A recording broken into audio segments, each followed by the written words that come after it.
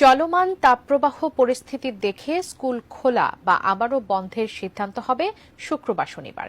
বৃহস্পতিবার শিক্ষা প্রতিমন্ত্রী বেগম শামসুন নাহার সচিবালয়ে তার অফিস কক্ষে একথা জানান।